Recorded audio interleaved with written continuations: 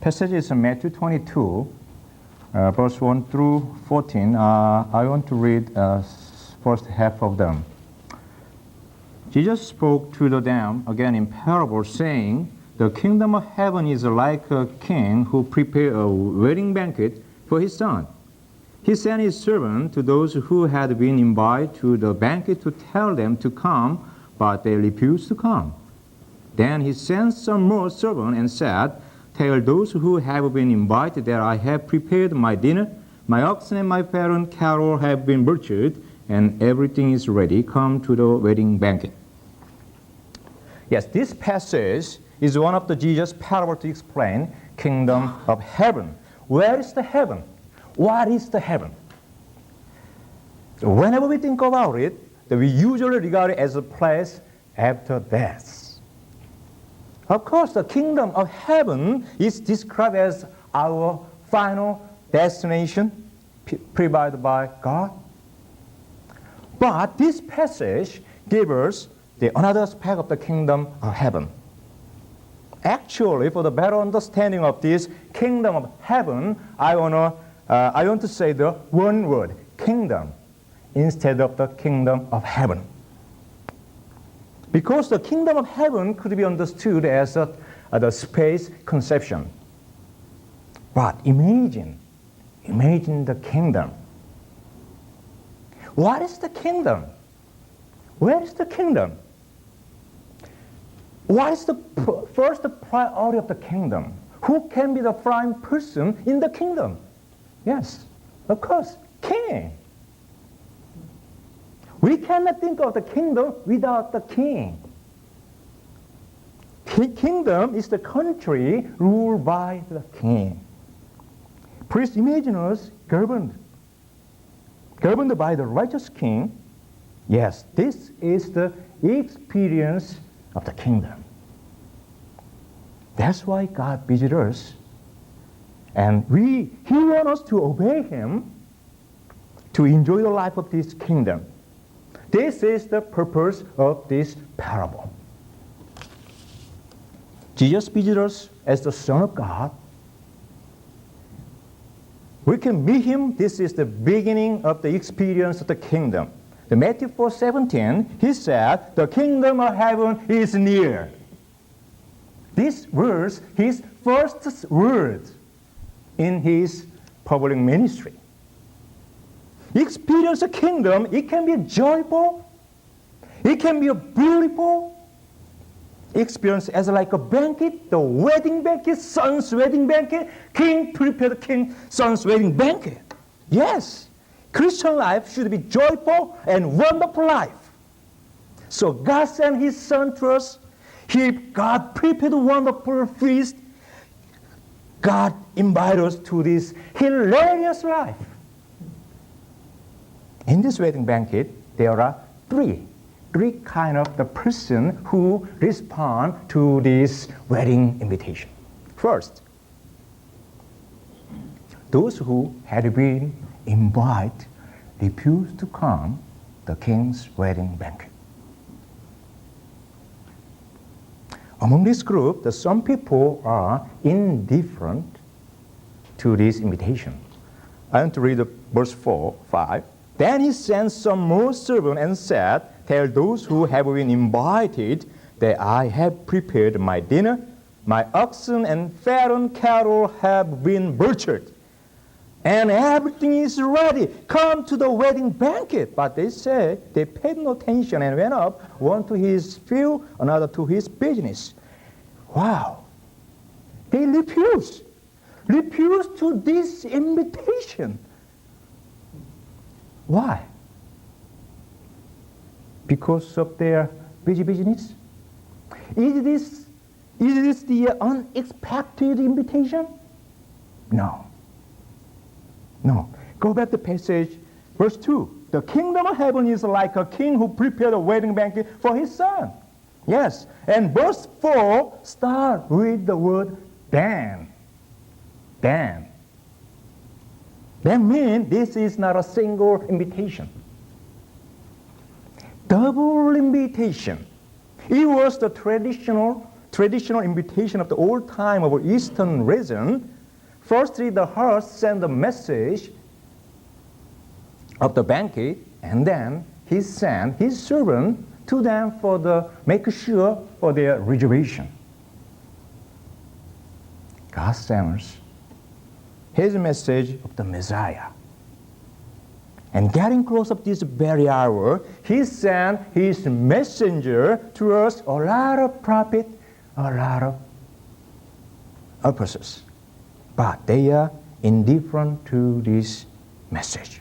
John 1:11 said, he came to that which was his own, but his own did not receive him. They forgot the more important fact because of their business. They refused to this invitation. They refused it.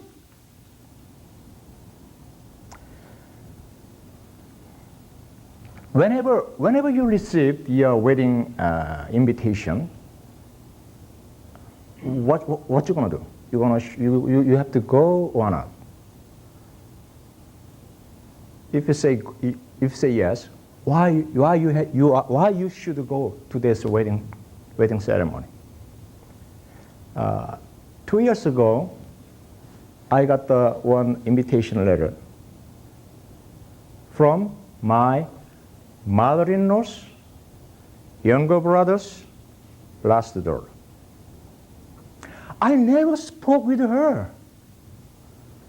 Should I go? Tell me, should I go? Of course, I have to go. You know why? If I don't go, I cannot excuse her father. I cannot excuse my mother-in-law. I have to respect my mother-in-law. I have to respect my wife's uncle. That's why I have to go. You know? That means, but these people doesn't respect the God's invitation. They refuse. The remaining people among this first group, they scorn this invitation. They despise this invitation.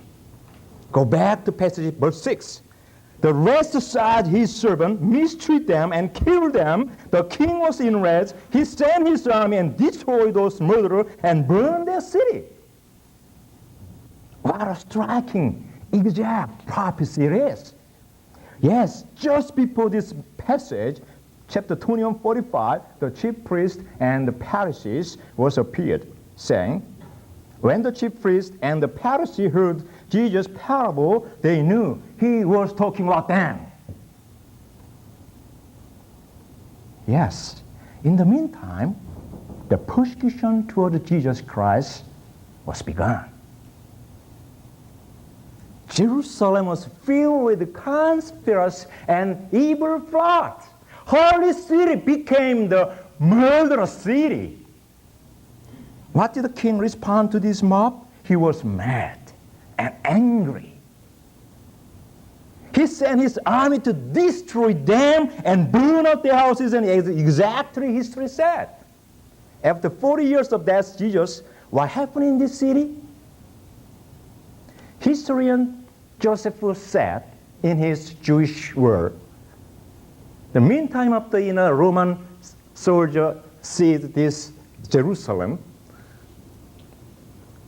and the bad guys fight each other to get a political power, and they put in their battle, they put on the fire on their storage room for grain, and the people getting to stop that, and some people swallow the gold coin and escape this city, and some people looked at the fact, they divided their belly, took out the gold coin, and sooner or later, the Roman soldier of the Emperor Titus finally took over this city. During this battle, more than 1 million people was dead. Second group was those who came to this banquet. Who they are? Let's go back to passage 8 and 10. Then he said to his servant, the wedding banquet is ready, but those who are invited did not deserve to come. Go to the street corner and invite to this banquet anyone you find. And so the servant went out in the street and gathered all the people they could find, both good and bad, and the wedding hall was filled with guests. The chosen people of Israel, they refused. They did not accept this invitation. They did not take the gospel. What did God do? This invitation goes to uninvited people. Originally, they are the chosen one. The gospel goes to the Gentiles. This gospel goes to Europe and the South America and the whole world. The kingdom is filled with this uninvited guest. This banquet is full now. The room is full, packed.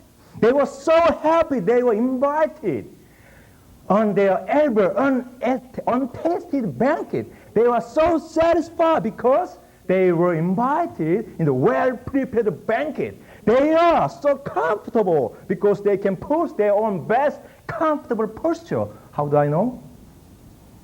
Go back to passage, verse 10. The wedding hall was filled with guests. The wedding hall was filled with guests.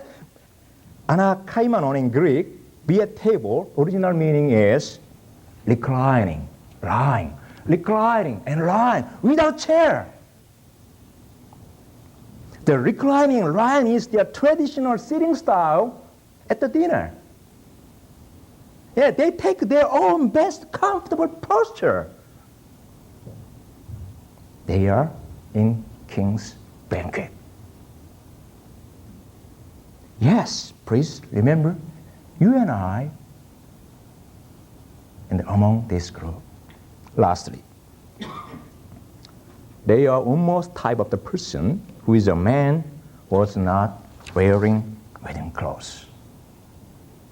According to the Eastern tradition, the host of the banquet usually distribute these wedding clothes to the invited guests at the entrance. If a man was in the line of the guests at the entrance, he got the wedding clothes as a free gift, and he still put on his old jeans and t-shirts. He said to the attendant, "That's all right, I don't need that. I'm fine with my own." What? What's the problem with this man? You know, this man forgot the real purpose of this banquet. What's the, let me check here. What's the purpose of this banquet? Let's go back to passage verse 2. The kingdom of heaven is like a king who prepared the banquet for his son. Everything is going to the king and his son. Every guest and servant have to give a celebration to the king. Everyone has to do whatever king want to do. If putting on the wedding clothes make king happy, if he keep in his mind the genuine purpose of this banquet, he don't have to put on his old one. He is totally out of the track. We are originally uninvited guests, but king calls us to come in his well-prepared banquet. We are not the deserved people to get in his royal festival. When we are at the entrance, what shall we do? We have to put up our old clothes and put on clothes of the Jesus Christ, because we have to make him happy. Would you like to enjoy the life of kingdom? Yes, accept this invitation and wearing the wedding clothes. Would you join the well-prepared feast? Yes, accept this invitation and wearing wedding clothes. Come on in and join us. Accept this invitation and put on wedding clothes. Put on clothes of Jesus Christ. Thank you.